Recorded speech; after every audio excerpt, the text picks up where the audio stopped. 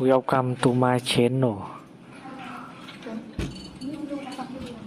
Try to hear the latest story. She uploaded a TikTok with the caption, "Settling low shapes your soul," featuring me in the background, unaware. Her friends flooded the comments with laughing emojis and remarks like, "Girl, you're so honest for this." I stayed silent, packed my belongings, and left that night. 2 weeks later, her closest friend sent me a screenshot. She'd scrubbed her account of every post and was asking if anyone knew how to contact me. I never imagined I'd be the target of viral shame. Social media has a knack for turning personal moments into public displays, transforming relationships into fodder for views. Emma and I crossed paths at a music festival 3 summers back. I was freelancing as a sound technician for a side stage, and she was snapping photos for a lifestyle blog. We struck up a conversation during a break between sets, swapped numbers, and the rest unfolded naturally. Her creativity, vibrancy, and drive pulled me in. She worked as a content creator for a fashion rental company, styling shoots and building her online following. I'm a sound engineer at an independent studio, a job I'm passionate about, though it doesn't bring wealth or fame. Despite our different worlds, we bonded over shared loves for music and cuisine. 6 months into dating, we moved into her apartment, a practical choice since she had a rent-controlled place in a prime city spot. I covered my share of expenses, but the lease stayed in her name. Everything felt ideal until an algorithm revealed something I wasn't meant to see. It was an ordinary Wednesday. I was scrolling TikTok on my lunch break. I didn't follow Emma's account. Her fashion and lifestyle posts weren't my thing, but we supported each other's careers in other ways. She never pressed me to engage with her content, saying it wasn't aimed at my crowd. That day, a video popped up on my For You page. It was Emma in our living room, lip-syncing to a trending sound about lowering standards. I smiled at first, recognizing our space, until I spotted myself in the background, headphones on, working on a track at my desk. The caption hit like a punch to the gut. "Settling low shapes your soul. #embrace the journey." For a moment, I thought it was a misunderstanding, a joke I didn't catch, but the comments made my heart sink. "Girl, you're so real for this. He's clueless, lol. Invest in a project, but don't stay forever." And Emma's responses, each one worse. "Gotta start somewhere. It's my place anyway. He's nice, but this isn't the endgame." I watched the video again. There I was, oblivious, bobbing my head to the music I was mixing. She'd recorded this while I was in the room, captioned it to demean me, and shared it with her 67,000 followers. The comments piled up. Strangers analyzing my looks, my job, guessing my salary. I recognized some of her friends' usernames, chiming in with laughing emojis and supportive quips. I closed the app, my lunch untouched. Suddenly, everything clicked. Her hesitation to introduce me to her new work contacts, her habit of redirecting conversations away from my job at social gatherings, her nudges about dressing more professionally or finding a higher-paying gig at a mainstream studio. I wasn't her equal. I was her project, her content, her stepping stone. I didn't call or text her. I went back to the studio and poured myself into the session I was working on that afternoon. The artist was recording a heartbreak song, of all things. I channeled my pain and shock into crafting the most polished, emotionally raw mix I could. By the time I got home that evening, I'd made up my mind. Emma was filming in the living room, her ring light casting that flawless glow she meticulously curated. She smiled when she saw me, pausing her video. "Hey, almost done here. Want to order from that sushi spot tonight?" I nodded, walked past her to the bedroom. She didn't follow, just resumed talking to her phone like nothing was amiss. While she wrapped up her content, I quietly packed a single bag. Essentials only: clothes, toiletries, important documents, my laptop. I left behind anything that could be considered ours. No photos, no keepsakes, nothing she'd bought or we'd purchased together. When I stepped out with my bag, she was editing her footage, swiping through filters. "Going somewhere?" she asked, barely glancing up. "Yeah." That caught her attention. She looked at the bag, brow creasing. "What's happening?" I showed her my phone, open to her TikTok. Settling low shapes your soul? Her face shifted from confusion to realization to something close to guilt, but not quite there. That is just content, babe. It's not deep. She tried to laugh it off. It's just a vibe I play up online. And the comments from your friends? That's a vibe too. She put her phone down, suddenly defensive. You're blowing this out of proportion. Everyone hypes things up for social media. It's not real life. It's real enough that you filmed me without my consent, mocked me to thousands, and let your friends pile on. I grabbed my bag. If I'm dragging you down from the level you think you deserve, I'll step out of your way. Don't be so dramatic, she said, standing now irritated. It's just a dumb video. You're throwing away our relationship over this. Our relationship ended the moment you turned me into content instead of a partner. I walked to the door. I'll arrange to pick up the rest of my stuff later. Wait, where are you going? We need to talk. Her voice grew frantic as reality hit. This is my apartment too. Exactly. Your apartment, as you made clear in your comments. I'm sure you'll manage without my share of the rent. I turned back one last time. I hope the likes were worth it. She called after me as I left, her voice rising in panic. I didn't respond. I got in my car and drove to a friend's place, where I'd arranged to stay while I sorted out my next steps.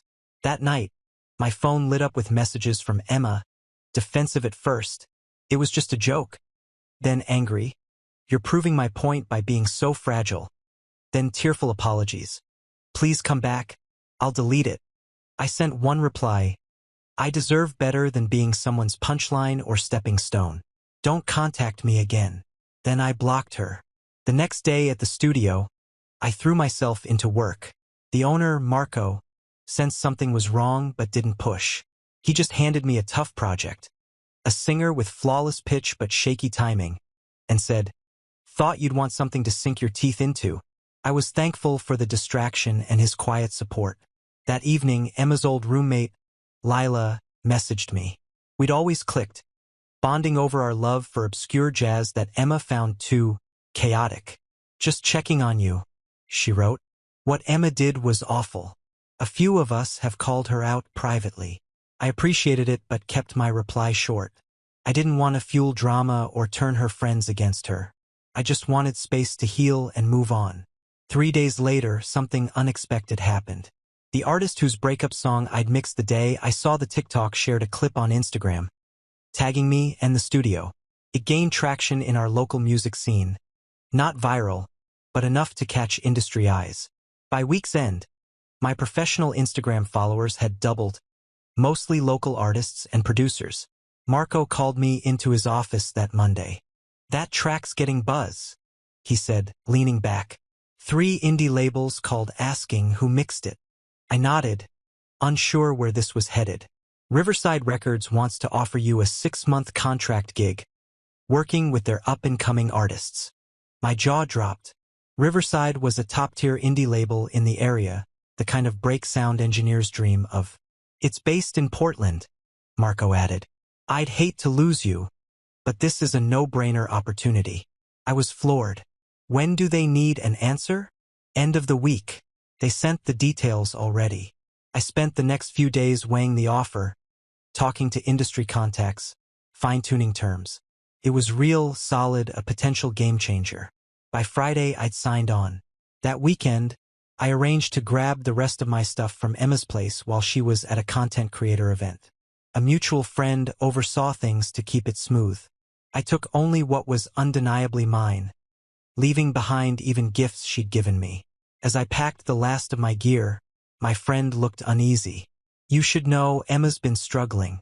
Her engagement tanked after she deleted that TikTok and other posts with that vibe. Some brand deals are paused. I paused. She deleted it? Yeah, and others.